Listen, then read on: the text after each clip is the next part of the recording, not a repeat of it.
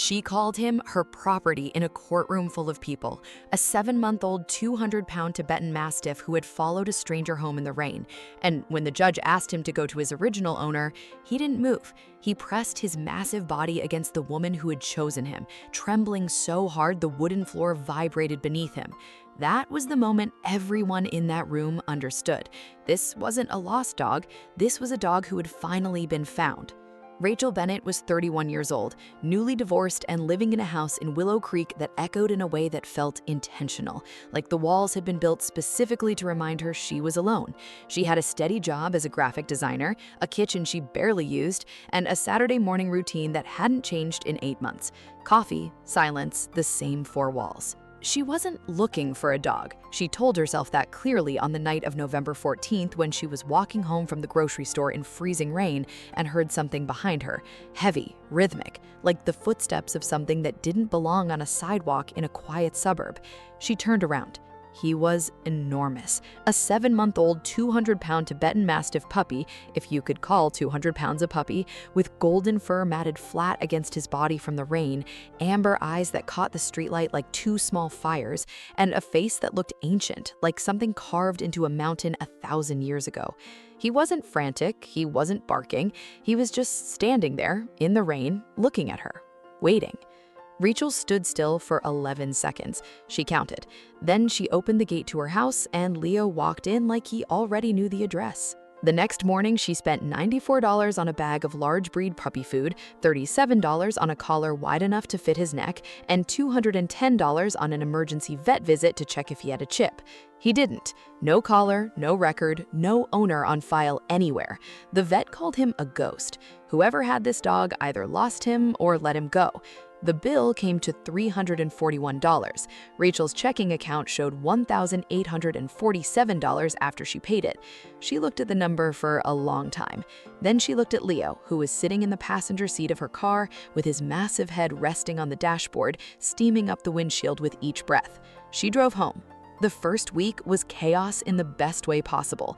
Leo did not understand that the couch had a weight limit. He did not understand that the kitchen counter was not a buffet. He did not understand that 200 pounds of Tibetan Mastiff leaning against a standing lamp would, in fact, topple it. Rachel spent $63 replacing the lamp. She did not replace the couch cushion he flattened. She kept it as a memory. But here is what nobody tells you about Tibetan Mastiffs. Behind that prehistoric face and that mountain of golden fur, there is a mind that reads people the way most of us read rooms. And Leo had been reading Rachel from the moment she turned around on that sidewalk. 3 weeks after she brought him home, Rachel had a bad day. A client rejected 6 weeks of work in a single email. She sat down on the kitchen floor, her back against the cabinet, and didn't move.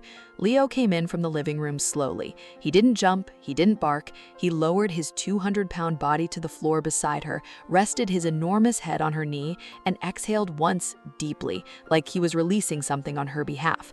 Rachel sat on that kitchen floor for 40 minutes. It was the least alone she had felt in over a year. If you're still watching and haven't subscribed yet, honestly, that stings a little. Hit the subscribe button. Trust me, you'll want to see where this goes.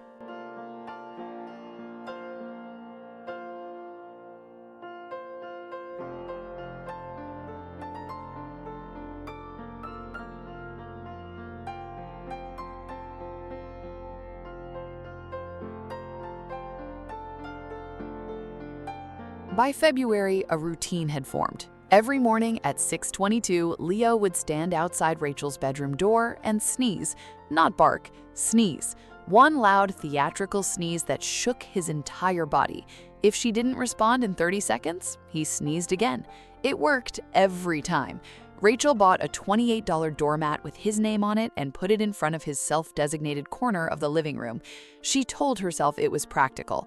It wasn't. It was an act of total surrender, and she knew it.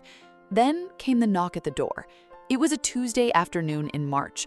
A woman Rachel had never seen stood on her porch with a printed photograph and a voice that left no room for discussion. "That's my dog. He ran away 8 months ago. I've been looking for him." Rachel felt the floor shift under her feet. The woman filed a legal claim. She had photographs, she had a breeder receipt. What she didn't have, what the investigation would eventually reveal, was any record of a microchip registration, any veterinary visits in Leo's name, or any report filed during the 8 months he was missing. Rachel had spent $847 total on Leo by this point.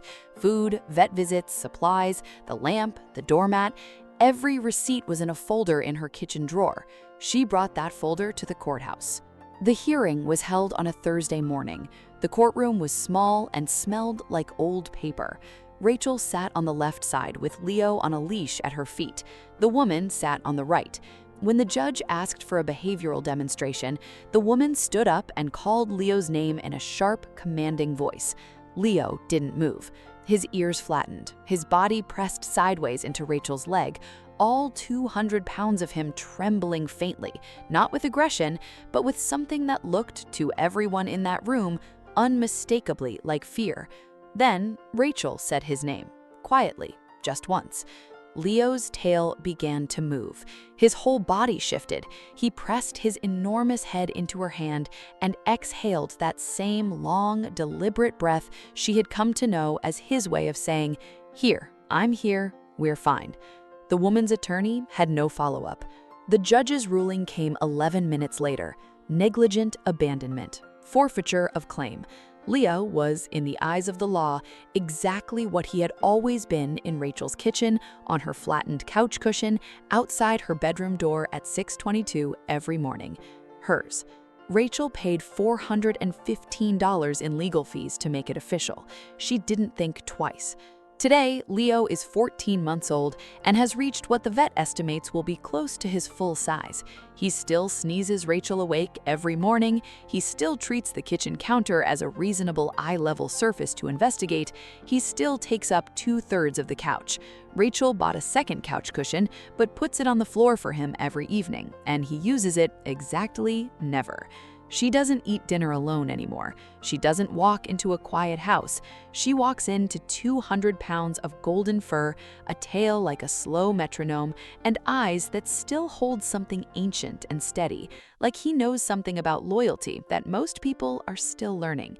Because sometimes the ones who follow you home in the rain aren't lost at all.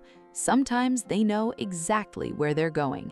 If you've ever had a dog choose you before you chose them, drop it in the comments. Is that love, or is that something even bigger? Tell me below.